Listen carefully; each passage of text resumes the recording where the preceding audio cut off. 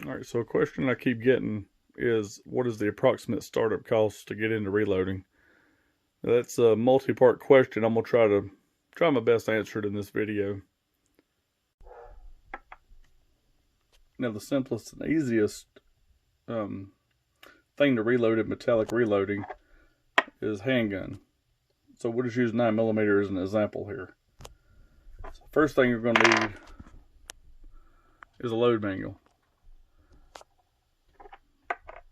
This is the first thing you want to start off with. Your load manuals, you'll find them anywhere from about $21 to $35. This one here will be the cheapest one.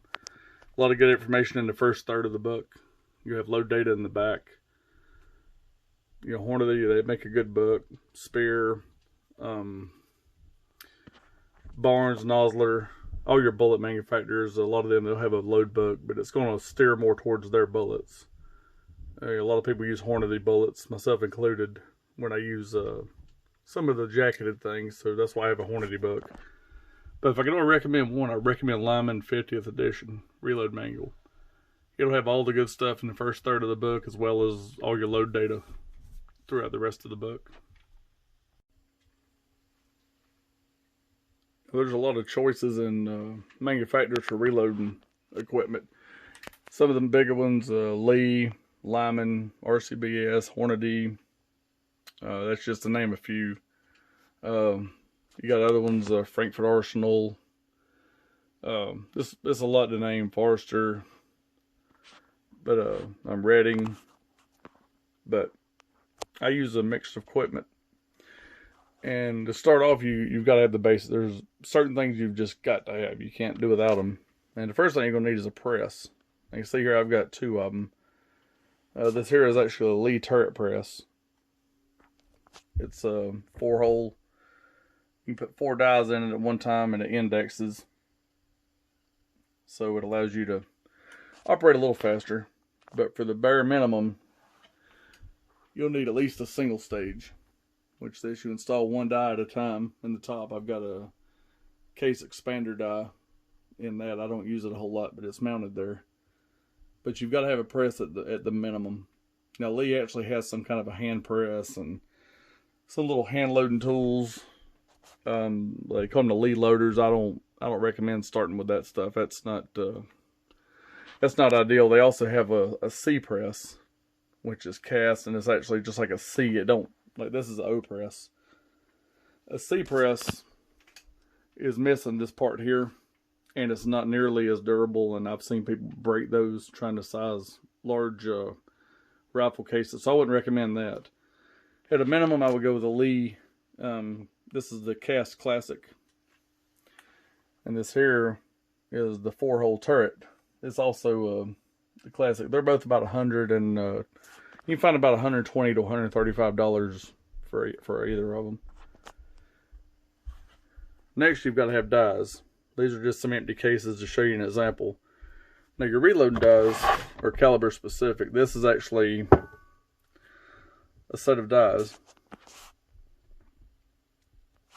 You've got different things each one does. You'll start with your resize die, which is this one. Then your next one will be a mouth expander die. This was actually powder through funnel, or powder through the die. You can actually put a funnel here or a powder measure. Then you'll have your bullet seeder. And then one thing I like about Lee is they have these factory crimp dies. These are really handy. You see up here, these are actually see, I've got the top part missing off of this piece here, which you can see here. Reason being is I use a powder measure. I screw it in there so it drops powder as I'm expanding the mouth of my case. Now, some places like RCBS and stuff, they'll have 2 dies, and each die does 2 tasks. Now, these can do it to an extent, but I don't like to do it that way. You'll also notice in the resize die, there's a hole in the top. That's for a deprimer. That's the priming pin. And that'll go in that hole, and it'll protrude from the bottom here. That's to knock the primer out. But what I do, I use a universal priming die, or depriming die. You can see it's got the pin in the top. Just to show you, there's the pin protruding from the bottom. And that's actually mounted on an app press. You won't want to mess with something like this starting off. This is, you know, it's not something you'll need starting off. But anyway, these turrets, you know, every time you cycle the handle, it moves you to the next stage. Speeds it up a little bit. Alright, so you gotta have a press, you've gotta have dies. Now the dies, of course, they don't come with this turret. It's just the dies they screw into this for your single stage. But I keep all mine mounted in turrets so I can swap them out fast on the turret. Alright, for this portion we had to step out in the garage. Another thing you're going to have is a way to clean your brass. This is important because if you run dirty brass through your dies, you're going to damage the inside of them. You're going to get stuff stuck in there and it's going to score your brass and scratch up your brass and pretty much ruin your dies. You're going to end up having to clean them all the time and replace them. It's not worth it. Cheapest option here is to go with something like this. This is a vibratory tumbler. It uses a dry media. You can get this stuff corn cob or walnut. Walnut cleans, corn cob does more. It cleans and polishes. There are people that prefer one over the other. Now, if you get the walnut for just basic cleaning, it don't polish, but it will clean good. Don't buy it in this, you know, the store container and all that. The brand. Go to like PetSmart or something like that and look for something called Lizard Litter. You can get a 6-pound bag for, or you can get a 10-pound bag for like $6. Something like this, like a big jug of Hornady corn cob, 4 pounds, will probably cost you about $18 to $20. Now the problem with this setup here is dust. Now there's a couple ways around that. You can put, we can actually see I've got some in here. I don't use this to clean brass. I use this just to clean case lube off brass. But you can take things like used fabric softeners, strips of paper towel, and put them in there. And they'll actually help absorb, you know, some of the dust and all that out of there. Because dry media is very dusty. It's kind of nasty. And the more you use it, the dirtier and blacker to get. And a lot of that's not just carbon fouling, but a lot of that is actually going to be lead dust. So your lead exposure goes way up by doing a dry tumble. And of course you'll need something like a media separator. I've got one over here behind me. It comes with a bucket and all that. I'm not going to dig the bucket out, but something like this thing here. You'll open it up, put your brass in, and crank the little handle, and it'll help separate all that corn cob and everything out of your brass. Kind of a dirty process, but I mean it works. There's dust. And another downside is if you deprime prior to, you know, cleaning your brass, you're going to end up getting some of this media, you know, these little granules and stuff like that. You're going to end up in a lot of your primer, your flash holes. So you'll need to look through those and get those out of there. You got to clean that stuff out. Now the better way, in my opinion, is a little higher startup.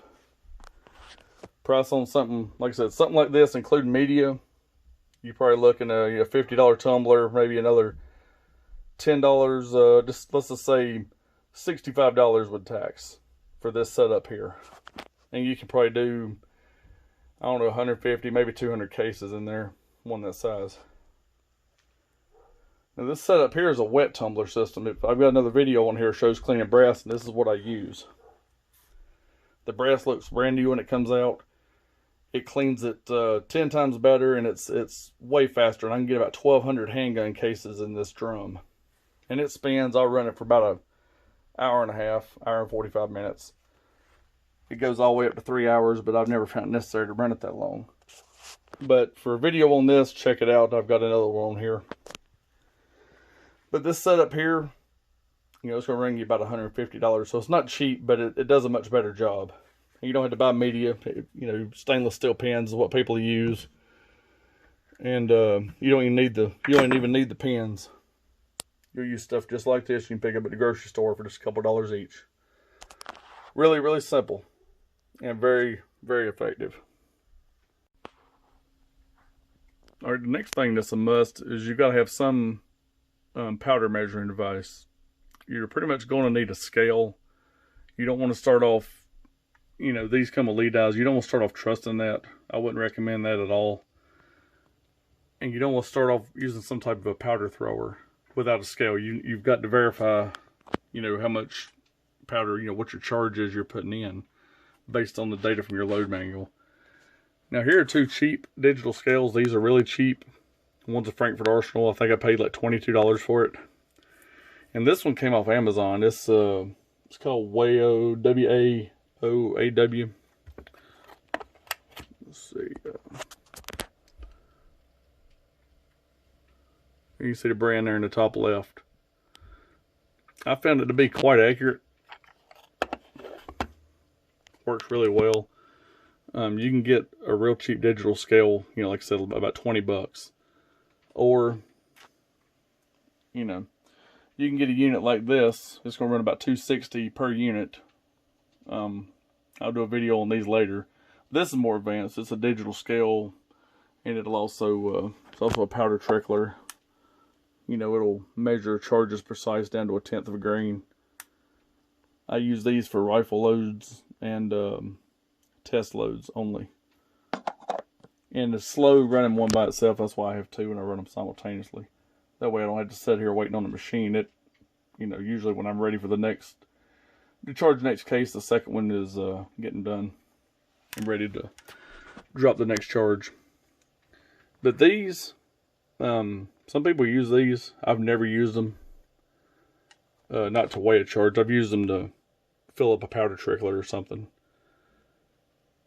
Like I said, you'll need some type of a scale. Some people start off with a beam scale. I've never used a beam scale. But pretty much a beam scale, like the one from Lee, you can get for about 30 bucks. These are about 20. The green RCBS Chargemaster Light units I showed you, they're around 260. And then you've got some powder throwers here, powder measures. This one actually screws into the top of the powder expander die, the powder through expander die. That's why I took that piece off the top. It'll thread right into the top of this. And as you expand the mouth on your brass, it'll drop a charge in.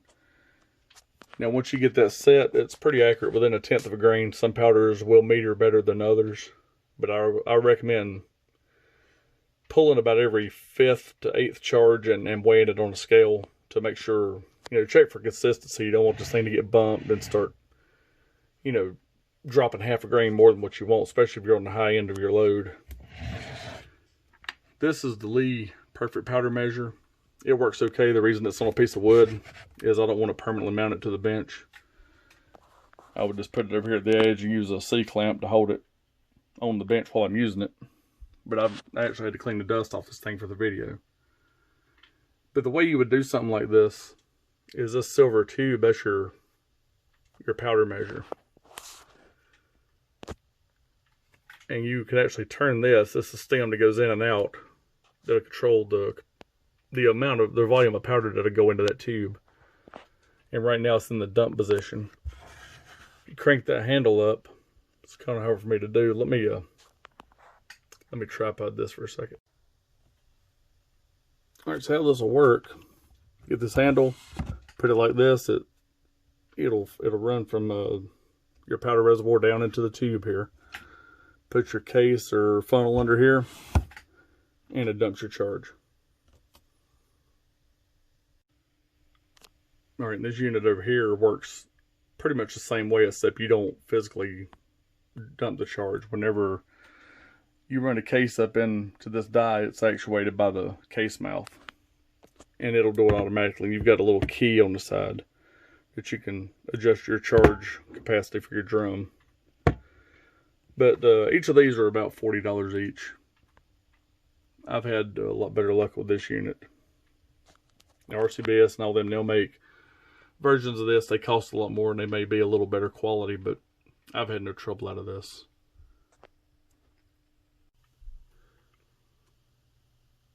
Now, another item on your bench that you'll need for test loads and any type of precision rifle loads or precision handgun loads where you need the exact same amount every load is one of these. This is a powder trickler. And how this works, you'll put some powder in the top and you just turn this and it slowly drops just a very, very small amount into your powder pan on your scale. But you can get one of these for around $20. It's Frankford Arsenal. Like I said, the majority of the big names will make it, but I've never had any trouble with this. It's weighted, so it's, you know, pretty hard to knock it over and spill. But you just put some powder in here and trickle away. All right, another necessity you're going to have from the start is a caliper. And what you'll do with that is measure your overall length of your cartridge. That's based on how deep you seat your bullet. If it's over the maximum overall length, it's probably not going to function in a semi-automatic firearm. It's not going to feed properly. You've also got to worry about bullet depth. You seat it too deep, then you know you can run into powder issues or pressure issues, you know, based on your powder charge, or mistakenly compress a powder charge, which you never want to do unless your load manual specifies compressed charge for that particular round. And on the left, that's a micrometer. That's primarily used for measuring bullet diameter. I cast my own bullets, so bullet diameter is important when it comes to cast bullets. If you buy cast bullets from a commercial producer, then you'll need to know the bullet diameter based on what they say it is versus what your diameter of your barrel is based on the depth of your grooves. You want your cast bullets to be 1 to 2 thousandths of an inch over your groove diameter. You want it larger. That way you get a proper fit and less likely to get any kind of leading or gas cutting on your bullets. And then you'll have this. This is another measuring tool. It's a case gauge. This is more important for rifle than handgun, but cases stretch over time, especially rifle brass. The more you shoot, resize it, all that good stuff, you're going to stretch that case. Eventually, it's going to reach the end of its useful life. But this is a good way, you know, you'll just fit your case in whatever slot you need it in. And it'll let you know if it needs to be trimmed or whatever. Or you can use a caliper for that. This is just good as a quick reference measuring device. But a caliber for something like 9mm, a caliper is really needed. You can find one at Harbor Freight, relatively cheap, and they work okay. This one's actually a Frankford Arsenal one, and it works pretty well. I've got a couple other ones that I tested against, and they're all consistent with each other. But you'll definitely need a caliper for loading anything.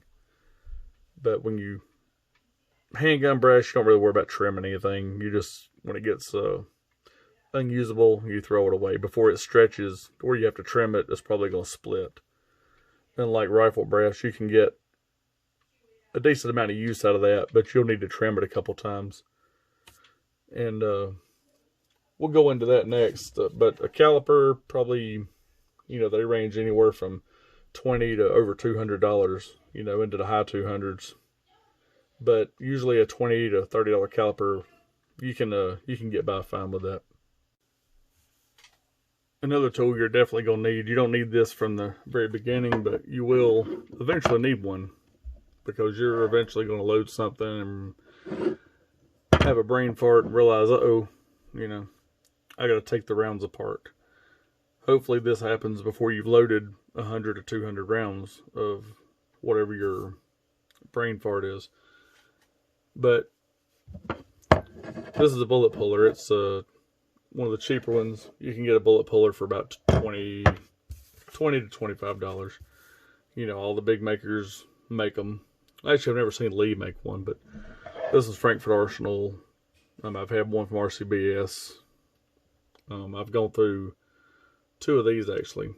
You know, over time, it's plastic, it can and will break eventually. But you'll screw this off, and you've got cullets in there. It'll fit your case, and then basically you give it a good whack. I wouldn't use it on wood.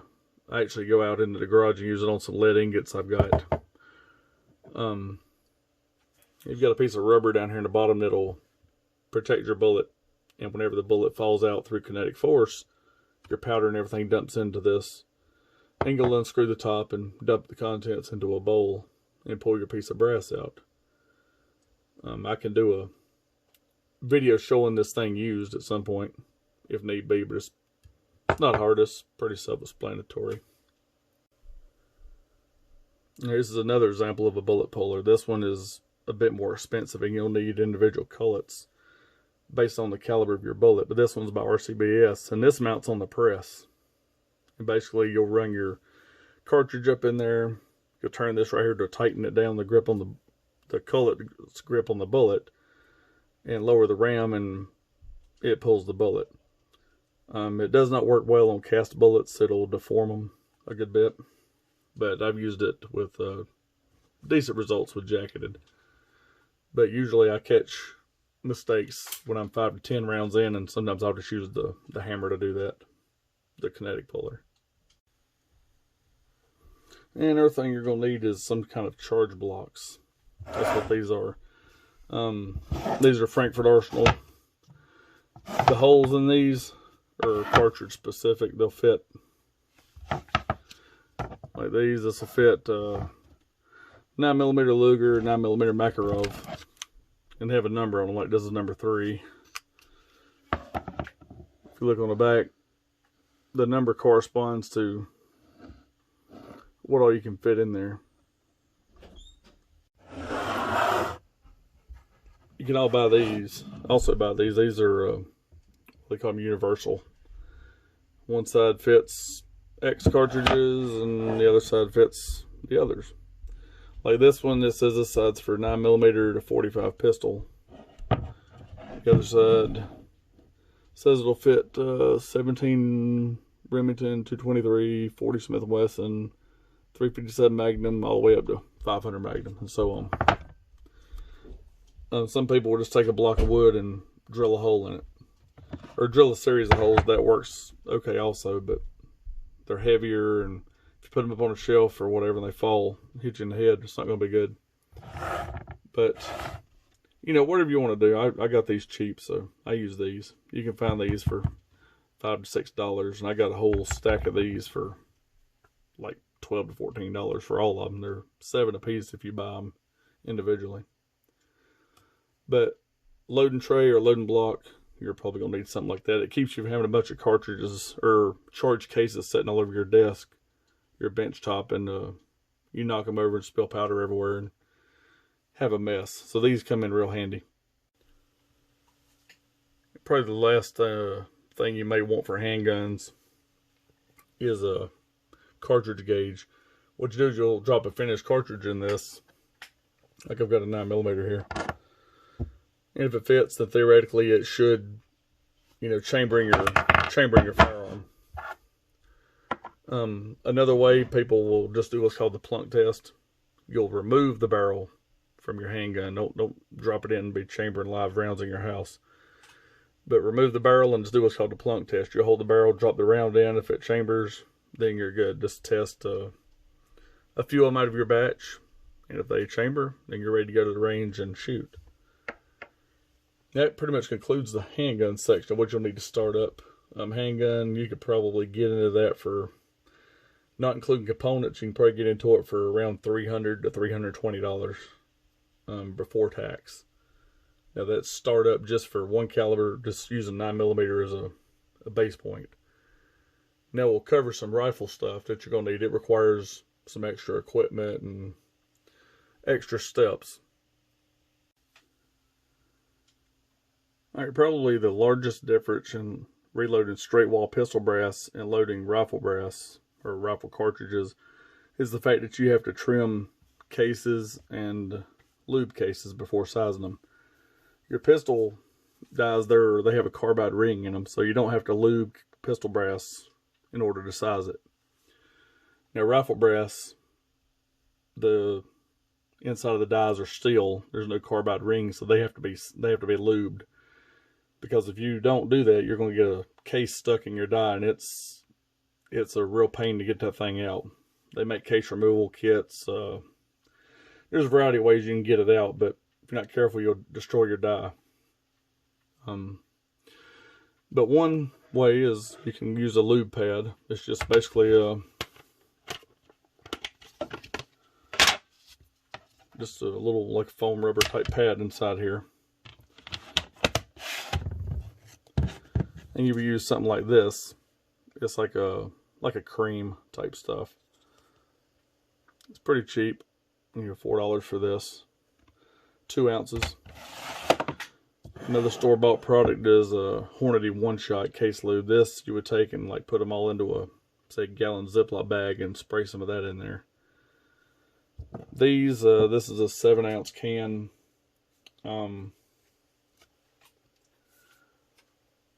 Probably you get these, but they come 5, 7, I think 10 ounces. You get anywhere from $11 to say $17 for a can of it, and it'll last you a little while.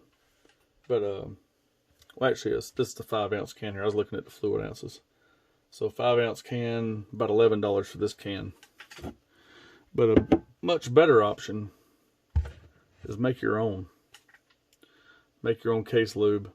And I'm going to do a video showing exactly how to mix this. But you can pretty much make 52 ounces of your own case lube for about $12. As opposed to that, 5-ounce can over there, $11. So I'll do a video on homemade case lube. It's real easy to make. There's 2 products goes into it. And I'll cover that in a video probably tonight or tomorrow. I'll put it up as well.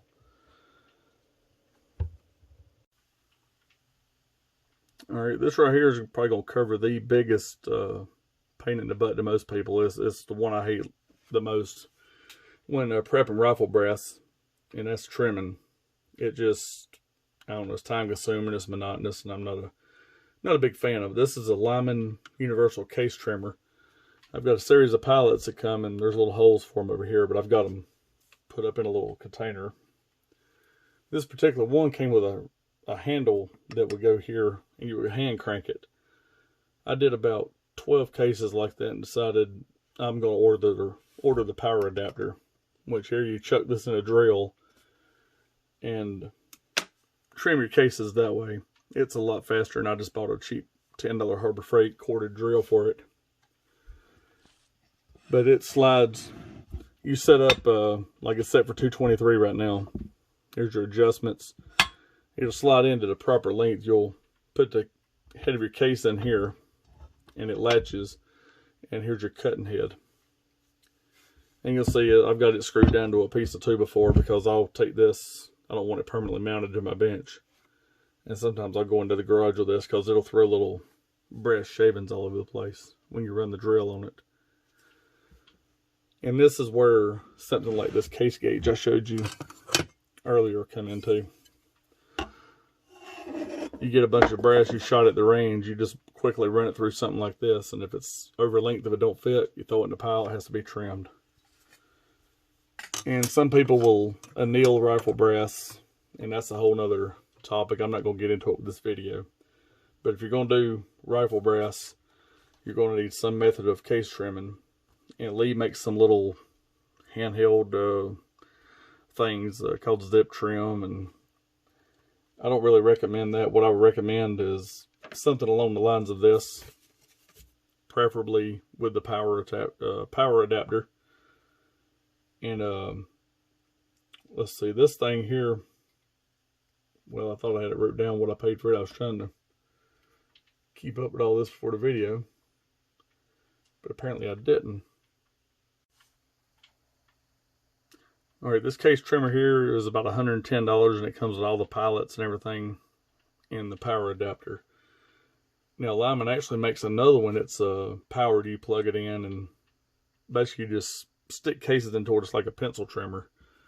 you'll set it up, and then it'll work faster than this and a little easier, but it'll set you back about 150. So it's all in what you want. I think Frankfurt Arsenal makes one, and maybe RCBS, I'm not sure. But that's trimming cases, and after you trim cases, you're going to need something about like this. This is the lineman case prep station. Each one of these cutting heads up here does a different thing. When you trim a case, the case mouth is going to be, it's going to be flat, and it's going to be sharp. It's going to have burrs on it. And what you'll do is this right here is a chamfer. This will add it'll kind of bevel the edges on the inside again, so it makes it easy to take a bullet. This will deburr the outside. And then these are primer tools, primer pocket. One's a uniformer, one's a cleaner, and the other one is a primer depth, something like that. I just take the cases and put them down on here. Like I've got a dummy case up here, 223. You just kind of stick it on there and let it do its thing. But this machine here, again, it's not something you would probably start with, but it'll save your fingers a whole lot of trouble. And there are little tiny hand tools that you could use in the place of something like this, but it's a pain. This machine here is about $170. I got it on sale for less than that. But if you don't have this, you're looking at probably about $40 worth of hand tools. And it's pretty monotonous. You're going to sit there and hand crank this stuff, you know, case by case. And it's not a lot of fun.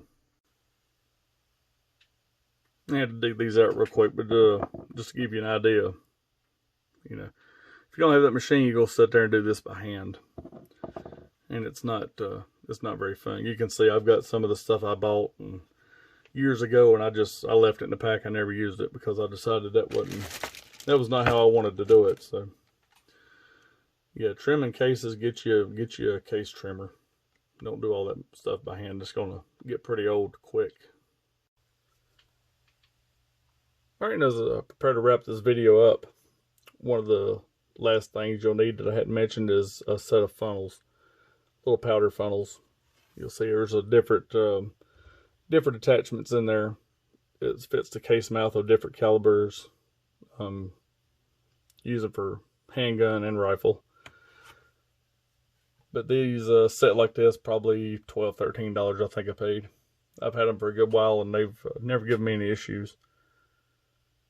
But pretty much, it's not super expensive. It don't have to be super expensive to get into the reloading. Rifle will cost a little more because you have to have some additional things and additional steps, a little more to it, as opposed to loading straight wall pistol cases. But it's definitely not undoable. If you plan to reload a lot, you know, thousands of rounds a year, after you get started, you may look at going to a progressive style press that can turn out, you know, hundreds of rounds an hour easily. But when you're starting off, I wouldn't make the investment, you know, $1,200 to $1,500 on something like that. Start off with a cheaper single stage press like a Lee, and just get a feel for it.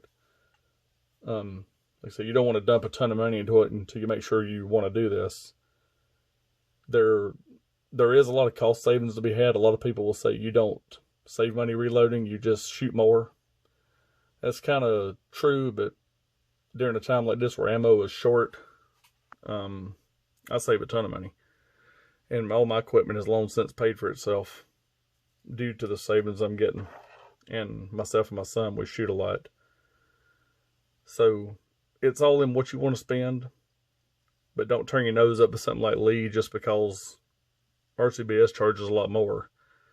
You know, they all make good products. Some you need to tinker with a little bit to get them to work right. But I've been lucky and not had that situation myself too many times. I've had a lot of luck with Lee. I've had luck with Lyman. I've had luck with RCBS, Frankfurt Arsenal. So it's not what you want to put into it. But like I said, start off slow. work your way up, get a load manual, start off reading that. Before you buy your first piece of equipment, get a load manual and read through the first third of that book. And it's going to explain all about the equipment, what it does, a lot more in depth than I'm doing. If you have any questions about anything here, ask in the comments. I'll try my best to cover it and answer it. I am going to do some more in-depth stuff. For instance, the case lube, the homemade case lube, I am going to show how to mix that. It's a real simple process, easy to get the materials to make that, and it'll save you a lot of money. But thanks for watching, and I'll try to get some more videos up over the next few days.